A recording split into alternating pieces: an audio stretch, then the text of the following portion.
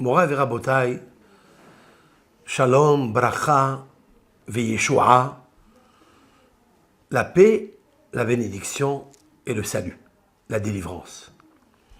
Nous sommes dans le mois de Iyar, où le signe zodiacal est taureau, Shor. Une des caractéristiques du taureau, c'est la richesse, la puissance et la guérison. Le taureau est une force qui est cachère, mais elle est en plus, elle a une force de briout, de santé. Elle a une force de refoua, c'est la santé. Elle a aussi la puissance de la ségoula, de la richesse, de l'opulence. Comme il est marqué, Bekoach Shor Rov Tevuot. Avec la puissance du bœuf, Rov Tevuot. Tevuot, ce sont les épis de blé en multitude. Donc, la richesse revient au taureau. La richesse dans la santé et la richesse dans l'opulence, dans les moyens. C'est le mois de Iyar. Le Hatam Sofer, Rabbi Moshe Sofer, a fait remarquer dans le Pasuk, Ani Adonai Rofecha, les initiales, je suis l'Éternel, ton guérisseur, Aleph Yud Resh, la guérison, le mois de Iyar. Aleph Yud Resh, Iyar. Il n'est pas seulement la guérison de la santé, mais de la maladie, mais il est aussi la guérison de la pauvreté. Maintenant, écoutez bien cette illumination, cette révélation. Et en même temps, c'est une ségoula. Ne dites pas que vous ne le saviez pas. Ne dites pas que vous ne l'avez pas entendu, vous ne l'avez pas vu. Et si vraiment vous avez ouvert cette vidéo pour la visionner, c'est que vous êtes intéressé de devenir riche en santé et en même temps en opulence. Vous savez très bien que le mois de Nissan est le mois des miracles. Dans ce mois de Nissan où nous sommes sortis d'Eretz Misraïm, il y a eu la libération totale de l'esclavage. Esclavage du corps et esclavage de l'âme. Maintenant, le peuple d'Israël est sorti, comme dit le Maharal de Prague, du ventre, du creuset égyptien, comme un fœtus. Il est sorti du ventre de sa mère. Nous savons très bien qu'après, il a grandi jusqu'à la bar mitzvah à 13 ans, puis après, il a grandi jusqu'à Matan Torah, où il a reçu la Torah comme un fiancé prêt après à recevoir sa fiancée qui est près de lui. 49 jours depuis la sortie d'Égypte jusqu'à Mahamad Ar-Sinaï. Le mois de Iyar, qui vient après, nous commençons à lire les supplications, c'est-à-dire les tahanunim. On demande à Hachem de nous pardonner nos fautes. Ce que nos sages ont interdit de faire pendant tout le mois de Nissan. Pourquoi? Parce que tout le mois de Nissan, nous étions un roubar bima'imo, un fœtus à l'intérieur du ventre de sa mère. Autrement dit, il y avait la Yenika et le Gidoul pendant les 271 jours du ventre de sa mère. Comme la valeur numérique, Herayon, grossesse. Herayon, He, Resh, Yud, Vav, Nun, valeur numérique 271 jours, 9 mois de grossesse. Nous étions des bébés innocents. Puis nous sommes sortis de là et nous nous sommes préparés à recevoir la Torah, notre lumière, notre code de la vie. Donc il était interdit de dire les tahanunim. Maintenant écoutez bien, le mois de Iyar arrive dans le signe zodiacal et taureau, Shor. Le bœuf est synonyme de richesse. La Gemara, dans le traité Brachot, nous dit, page 56b, que celui qui se voit manger la chair d'un taureau, alors, dans le rêve, bien sûr, il peut aspirer à la richesse. Quelle est la correspondance? Je voulais dire avec l'aide d'Hachem que le mois de Iyar, dans le signe zodiacal et taureau, c'est vraiment la richesse. Il y a eu la manne qui a émané du monde des émanations le 15 Iyar. Ça, c'est la nourriture, Dagan, c'est-à-dire le blé. Comme il est marqué dans les psaumes, Udgan Shamaim Natan Lamo. Et le pain du ciel, il leur a donné à manger. Il leur a dressé une table de la manne qui faisait des kilomètres de hauteur, au point où les nations ont vu cela. Et ils ont dit, mais c'est quoi cette nourriture qui descend du ciel? La manne, par le mérite de Moshe Rabbeinu, toujours. Puis ils ont vu aussi le 25 Iyar monter de l'eau. Vous savez que l'eau est synonyme de refoua, à savoir de guérison. Comme dit la Gemara, que toutes les boissons qui se boivent le mois de Iyar, elles guérissent. Et c'est ce que nous pratiquons dans l'action de grâce, Birkat Amazon, où nous disons « Masha'achalnu » ce que nous avons mangé, éternel, que ça soit pour la sévia, le rassasiement, la richesse. Ça, c'est la manne. Ou Masha'chatinu, et ce que nous avons bu, soit pour la guérison. Autrement dit, ça fait rappel en même temps à la manne, la nourriture, qui fait nourrir, qui fait rassasier, qui fait rend riche l'homme pour sa santé et pour son âme. Et ce que nous avons bu correspond au Be'er Myriam, au puits de Myriam. Qu'est-ce que disent nos sages? Qu'est-ce que faisait sortir le puits de Myriam? Pas seulement de l'eau, des gros poissons. Poisson est synonyme de richesse. C'est-à-dire que Dieu a envoyé la manne, mais en même temps, il a envoyé le remède pour la guérison, pour ne pas que le Aïn Hara soit cholette et une emprise sur eux. Avec de l'eau, il récoltait, il ramassait des poissons grandioses et il se nourrissait avec. Mais il n'y a pas seulement se nourrir pour le corps, mais aussi se protéger grâce à la caractéristique du poisson qui est le non-Aïn Hara. Vous pouvez être riche, mais il faut nous garder du mauvais œil. Et le peuple d'Israël avait toutes ces correspondances et toutes ces admirations de la part de Akadosh Baruch Hu. Maintenant, écoutez bien. Lorsque vient le mois de Iyar et il finit Rosh Chodesh, les 2 jours, nous commençons à lire le Tahanunim. Qu'est-ce qui se passe dans ces Tahanunim? J'ai fait remarquer avec l'aide de Hachem que lorsqu'on lit ces Tahanunim, on dit comme ça. El erech hapaim ata. Dieu, tu es longanime. Ova al rahamim. Et tu es l'auteur de la miséricorde. Gedulat rahamecha v'hasadecha. La grandeur de ta miséricorde et de ta bonté. Tiskor hayom. Tu te souviendras aujourd'hui, le jour où on fait la supplication, les zera yedidecha, à la descendance de tes patriarches qui étaient, entre guillemets, tes amis, ce que tu as aimé, Yedid Hashem. Comme tu as enseigné les Anav, c'est qui le Anav? Le modeste, c'est Moshe Rabbeinu.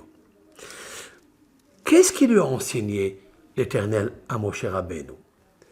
Je vais citer la Gemara dans le traité Rosh Hashanah, page 17b.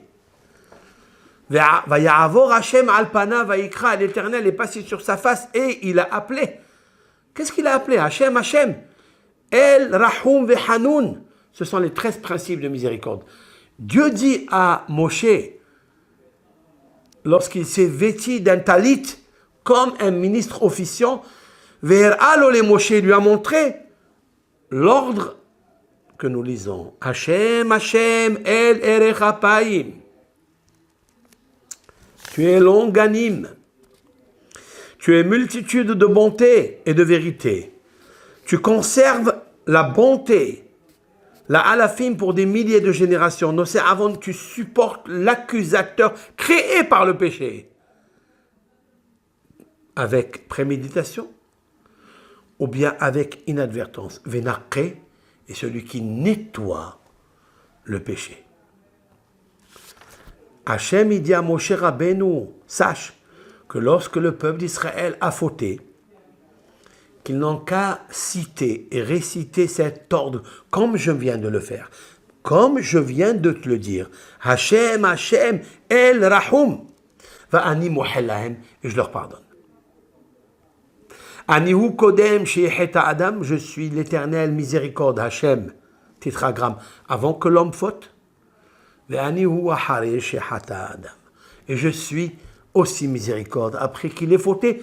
Ve'asa teshuva, il a fait la teshuva. Voilà ce que nous faisons le troisième jour en fait de Rosh Chodesh, Iyar.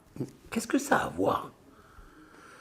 Ce seder, cet ordre-là, dans le Chodesh Iyar, immédiatement. Autrement dit que tout le mois de Nissan, on n'a pas eu le droit de le faire, de le dire, de le lire. Et dans le Chodesh Iyar, on le lit. Pourquoi? Regardez avec moi, s'il vous plaît, avec l'aide d'Hachem. Vaïkra, Hachem, Hachem. Les initiales. Hachem, Yud. Hachem, Yud. El, Aleph. Rahum, Resh. Aleph, Yud, Yud, Resh, Iyar. Autrement dit, que le mois de Iyar, il est l'influence, il est la ségoula, il est le sod, harifoua, du nefesh, c'est-à-dire après avoir fait la faute. Même quand il a fauté, il a rendu malade son âme, le mois de Iyar, il vient pour nous dire que les 13 principes de miséricorde, eh bien, il lui accorde la guérison. Ani Hashem Rofecha, je suis l'Éternel, ton guérisseur. Maintenant, écoutez bien. Puisque le mois de Iyar est le mois du shor, du bœuf, et j'ai dit que Verav Tevuot Bechor Shor, le shor est les prémices, c'est l'aîné, même dans le Kisei HaKavod, d'après la Kabbalah, d'après Yeheskel, un Navi qui a visionné, qui a visualisé par vision prophétique, que le shor, le bœuf, se trouve à gauche du Kisei HaKavod. Qu'est-ce que c'est Kisei HaKavod? C'est la richesse, c'est le kavod. À gauche, c'est le bœuf. Mais marqué dans les proverbes du roi Salomon, Orech Yamin Bimina. La longévité se trouve à la droite, c'est la Torah. Ou Bismola Osher Vechavod. Et à sa gauche se trouve la richesse et les honneurs. C'est qui? Quel est l'animal kasher, domestique, qui se trouve à gauche de Kisei HaKavod, du trône divin? C'est le bœuf. Comme il est marqué, Ve'ashor bismolo, et le bœuf à gauche. La richesse se trouve là. La richesse de la santé, la richesse de l'opulence et de la richesse des moyens, car il nous faut tous des moyens pour accomplir toutes les mitzvot de la Torah. Ne serait-ce que pour le Shabbat, il faut au moins 250 à 300 euros. D'où on va avoir tout ça? Le mois de Iyar, il faut être mechaven. Quand on lit les 13 principes de la miséricorde et les 13 principes de la foi en même temps, il ressort Hachem, Hachem, Kel Rahum. Il est Dieu, Dieu de la miséricorde. Les initiales, c'est Iyar. Maintenant, écoutez bien. Pour devenir riche en santé et en opulence, je vais vous donner une sigoula maintenant. Il faut faire très attention aux mains. de ne pas fauter avec les mains.